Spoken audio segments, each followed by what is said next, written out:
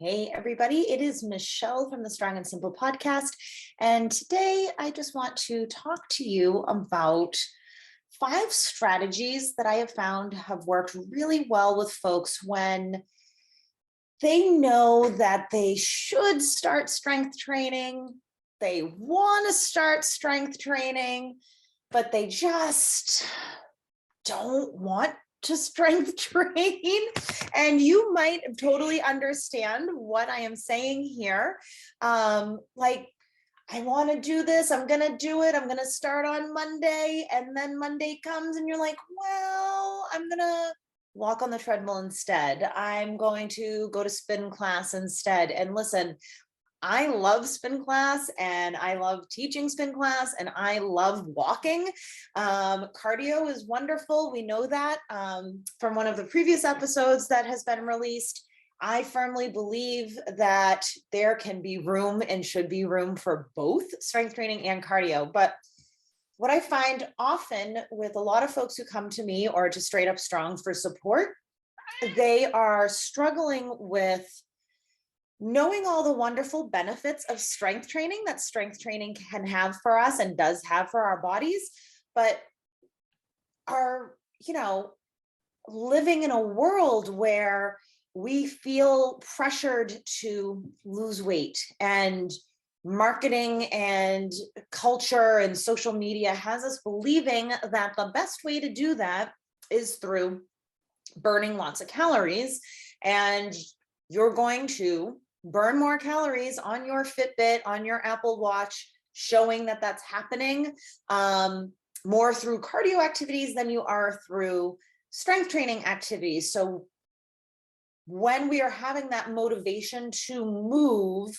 for the purpose of weight loss, we tend to not have that motivator of calorie burn as present when we go to strength train. So, and there's no judgment here. It's totally understandable. This is the way that we've been conditioned to believe, right? So even though that we know that strength training is really good for us, it can be really hard in our brains after, especially if we're 40, 50, 60 years old, trying to unpack all of that previous learning that we have done to then move forward and be like, all right, I'm going to strength train and want to until you get really into it. And this is not saying that this is a guarantee that if you follow these 5 steps or you start strength training, you are going to fall in love with it, because that's not true for everybody. And to be honest, there are days that I go out and lift and I don't necessarily love that workout. And there are days that I go out and I'm like, oh, I got to do this today. It happens to everybody. And that's why motivation is so fickle. Motivation is so fickle. And what I talk about a lot in Straight Up Strong and with my one-on-one clients is that it's the action that leads to motivation. Okay. And that's for another episode. So today, this is a mini-sode. We're going to keep this short. 5 strategies to help you get into the groove of strength training when you just don't want to. Okay, so number 1 is to start small. All right, and what do I mean by that? I mean, instead of being like, I'm going to do 3 to 4 full body, 60-minute strength training workouts a day. I'm going to go all out. I'm going to incorporate kettlebells and barbells and dumbbells. Oh my. That can be super overwhelming, especially if you're new to the activity of strength training. And especially if you're not super sold on the idea of it yet and you don't necessarily enjoy it. Thinking to yourself all day long, oh my God, I have to do a 16-minute strength training session when I get home after a long day of work. Nobody's necessarily going to want to do that, right? So starting small, start with 10 minutes, 2 to 3 days a week. All right. That can go a super, super, super long way into building consistency, gaining some momentum with your routine and your habit of movement into your week, okay? You do not need an hour a day, every day of high intensity movement to count. So in a previous episode, we talked about the CDC recommendations, right? Strength training, 2 to 3 days a week, strengthening your muscles and your bones is really good for you. And that's what we're looking for eventually. However, to start small, those 10 minutes can go such a long way. And there are multiple different ways that you can split this up and organize your workouts. And this is where, having a coach can be really helpful in helping you figure out how to structure your strength training workouts. So, number 1, start small. Number 2, track your progress. And I'm not talking about with the scale or how your pants are feeling or with before and after pictures. And yes, like those can be metrics of progress, especially if you do have weight loss or aesthetic goals, right? But some other things that you can look at are the amount of weight that you are lifting, the amount of reps that you are doing, the range of motion that you're getting through those movement patterns, getting maybe your squat doesn't quite get to parallel, your thighs to parallel yet, but maybe in a month you're a little bit deeper into that squat. Same thing with push-ups. And when we're like in it, when we're like in a workout routine and we're like in the moment, and it can really feel like we're spinning our wheels sometimes, and we're not getting anywhere, and we might be like, damn it, I plateaued. I've been stuck at 10 push-ups at this incline level for 2 months. I'm not getting better. Screw it. However, if you've been keeping track of your reps, your weight used, how you feel during a movement, how you feel during those sets, it can be so useful to look back and look at that data, and you can really see how far you have actually come. So when you're feeling bored, when you're feeling unmotivated, if you're feeling stuck, having that data to look back at is so useful. So to go back to that push-up example, maybe you have been doing 10 push-ups on your counter, so that same level incline for a month or 2 months, and you're like, damn it, I've only been doing 10 only. First of all, 10 push-ups is amazing. I've been doing 10 push-ups at this incline for 2 months. Why am I not getting stronger? And then you look back to 2 months before, and maybe you happen to have a video and you realize that your range of motion was halfway. You weren't quite getting your belly button all the way down to that surface area, right? Or maybe the first week you wrote like, this was so hard, I was breathing so heavy. And then you remember like how hard those 10 push-ups were the first time you did the 10 push-ups at that incline. And now you're like, wow, I can actually just like do these. You know what? Next workout, I'm going to try it a little bit lower of an incline. Maybe I'm looking around my kitchen right now. I'm looking at like maybe instead of the counter height, maybe you use the stool. Maybe you use your stairs and you realize like, wow, now I can actually do 10 push-ups at a less of an incline. And that's going to then make you feel more motivated, potentially, likely to continue on. Okay. So we've talked about starting small. We've talked about tracking your progress. Oh, and a note about tracking your progress. This can be done with paper and pencil. It can be done in an app. Okay. So there are multiple ways that you can do this. I do think that videos are really wonderful. So if you are comfortable videoing yourself and just storing those away in like your Google Photo Drive or your like whatever cloud storage you use, like just for you, doesn't mean you're sharing it with people. For you to look back on, it's really amazing to see that kind of progress. And like, I'm really happy that I have that kind of record for myself to go back to for many years. Because I also have times when I feel like I'm stuck, and then I can go back and I'm like, wow, look at that, right? So Start small, track your progress, make it easy. All right. Uncomplicate things. Try to remove as many barriers as possible to you getting started. So if, for example, if the additional commute to and from a gym or studio is making time super crunchy for you, or you might have to drive to the gym and then come home and shower and then go to work or something like that, right? That's going to, at some points, if that is a real time crunch for you, that's going to make it real easy for you to be like, you know what, I just don't have time for this today. I'm not going to do it, right? A commute to and from the gym can add an additional half hour to even an hour in some cases, depending on how far away your gym is from you and what like the traffic pattern is like. That can be a real barrier for people. That might be a real barrier for you. So thinking about like there's this myth that home workouts don't count as real workouts. And that has been busted for a long time. You can get strong at home. And I know not everybody has, I don't know if you've ever seen the garage that I have. I'm very lucky. I have that privilege of having that gym space.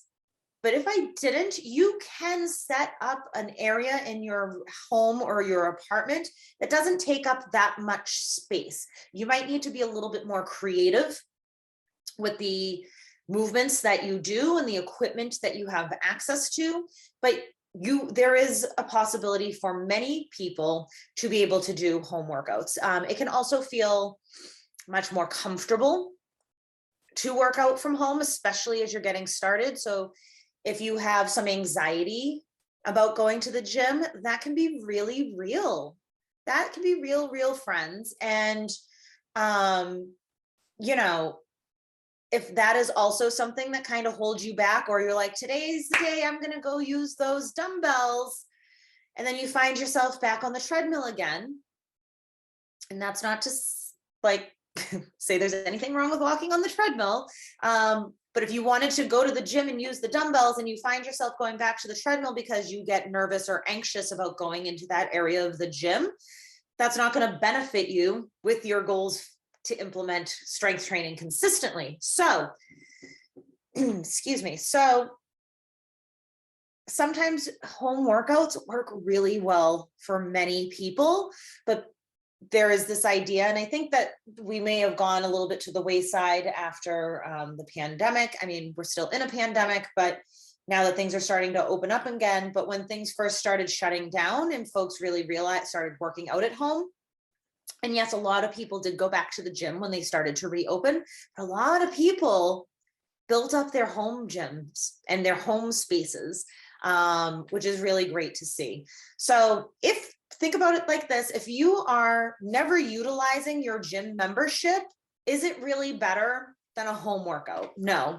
So that's just like one example of making it easy. There are other things about making it easy, like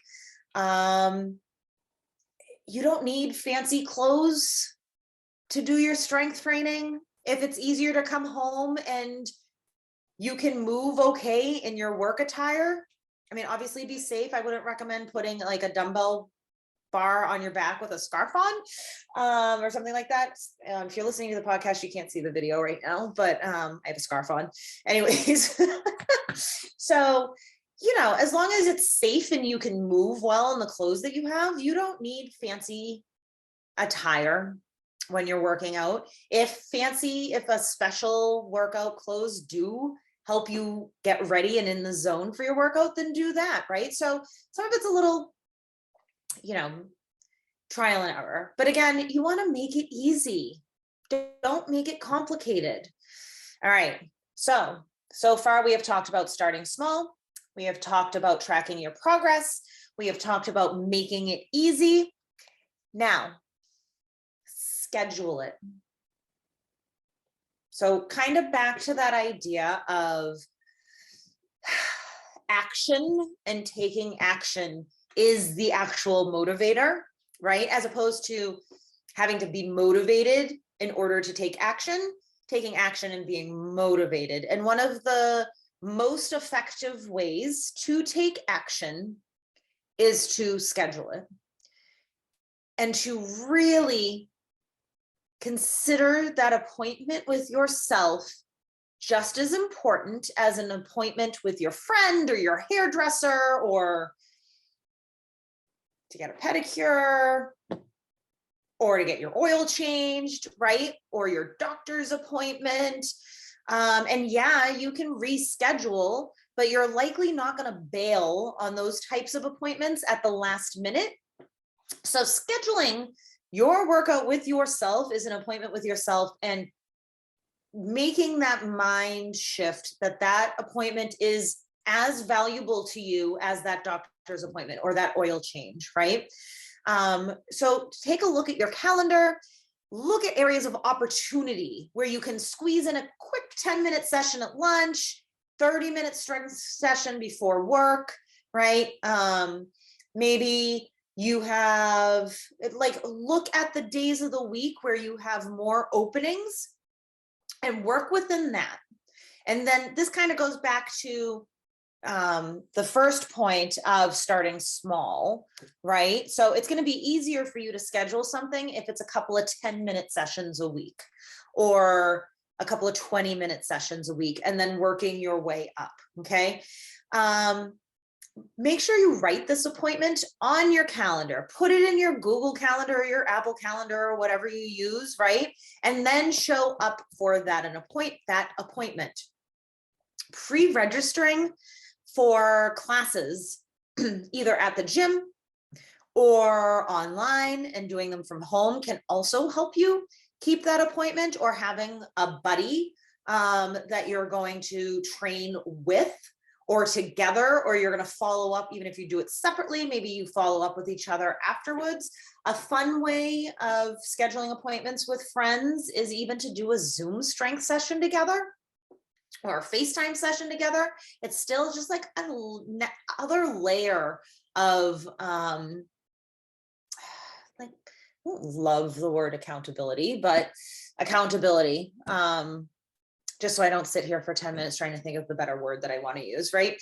So it's also really helpful to look at your schedule for potential barriers throughout the week. And that can also help you figure out, like, if you have a super busy Monday where you have extra meetings at work, like maybe you have like a Monday kickoff meeting at the beginning of the week, every week. And so you have to be at work early on Mondays, and then Monday afternoon, one of your kids has piano practice and another kid has baseball practice. And then you also have to take your mom to PT. Maybe Mondays aren't a great day to schedule a strength training session on, right? I know that there's that mantra in the diet world of never miss a Monday, but sometimes Mondays aren't the best days for training. That's okay. That is okay. I do think trying to schedule your sessions as early on in the week as possible can be useful, so that if you do have something come up that you do need to reschedule that session, there's more time in the week to then reschedule it for, right? So there's pros and cons to both of that. So scheduling that appointment with yourself, looking at your week, kind of planning ahead, can be a really useful tool for many people. All right. So point number 5 is to have a coach. And honestly, a coach can be so instrumental to getting us moving and grooving when we just don't want to. I have a coach. I actually have a couple of coaches. I have my kettlebell club with Coach Damali tonight on Tuesdays, because I was finding myself not practicing kettlebell skills as much as I wanted to. They were kind of always getting put on the back burner. And especially, like, it's really busy season at work right now in the springtime. So I have that coach. I have that class that I'm going to work on skills, and it's on my calendar. I'm registered for the class I'm going. I have my coach. I know Coach Damali is going to look for me if I'm not there, right? So a good coach is going to check in with you. A good coach is going to listen to your needs. They're going to help you continually be challenged, so you're more likely to get going and keep going. Also, having an appointment with a coach and or knowing they're going to be checking in on you can be a super good motivator. And a coach can help you with those 4 previous points to help you get started and keep going, right? They're going to help you figure out the schedule. They're going to help find those areas of opportunity, help find those potential barriers. They're going to help you track your progress. They're going to remind you how far you've come. So those are my 5 tips for when you know you should be strength training, quote unquote, should be strength training, because strength training is incredible for us, especially as we get older. All right. And so if you know you should be strength training, you maybe are, you want to strength train, but you just can't get started, or maybe you just don't want to because you just don't enjoy it, right? So start small, track your progress, make it easy, schedule it, hire a coach. Any combination of these 5 tips could and should be helpful to getting you started and keep going. So would love to hear from you if these were helpful, or if you have questions. Please feel free to email us at strongandsimplepodcast@gmail.com. Leave a comment on our blog at strongandsimplepodcast.com. And I look forward to hearing from you and if you have any questions. So have a wonderful, wonderful day, and I'll talk to you in the next episode.